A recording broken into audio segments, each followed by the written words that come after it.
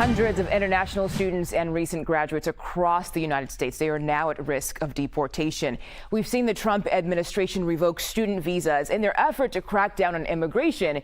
In recent weeks, Secretary of State Marco Rubio said many of the targeted students are, quote, lunatics who have participated in pro-Palestinian protests or activity.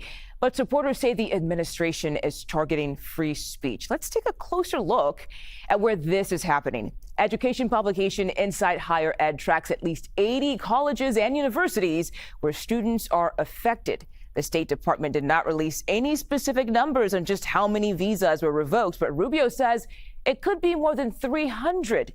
Take a listen to students describing the mood on campuses. Definitely anxious, a lot of anxiety, a lot of tension. It's scary. You don't know if you're going to be able to have the same security going into your future as you did like 2 months ago. There's more fear. There's more like, what am I going to do when my time is up here? You know, am I even going to be able to finish my time here based on how things are going? I feel scared for our friends, for the international community, because I know like there's nothing that they can do.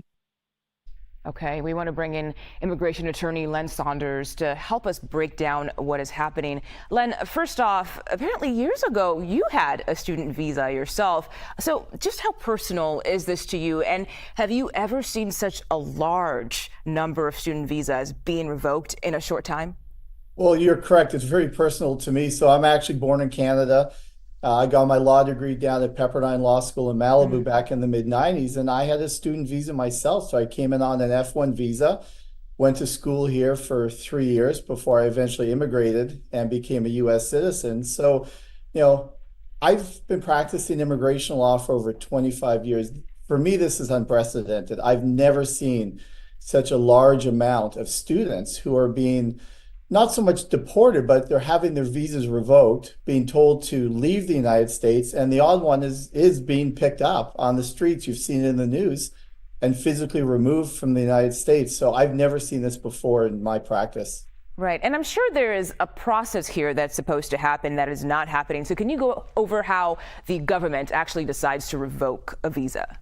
So in the past, and I would get, 1 or 2 calls a year from, usually it was a parent who said, my kid's in the United States on a student visa, and they received a DUI or some sort of criminal conviction or criminal charge, and they were notified by the State Department that their visa had been revoked. So in the past, even though the visa was revoked, you could still remain in the United States because you had a valid entry.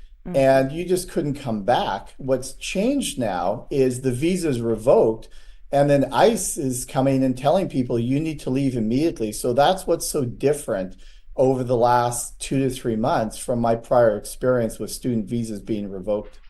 And what exactly are the options for students in this situation? Do they have any? There's really no due process. In the past, I would tell people, leave the country and then apply for a new visa, come on back, show that the criminal charge has been dismissed or dealt with.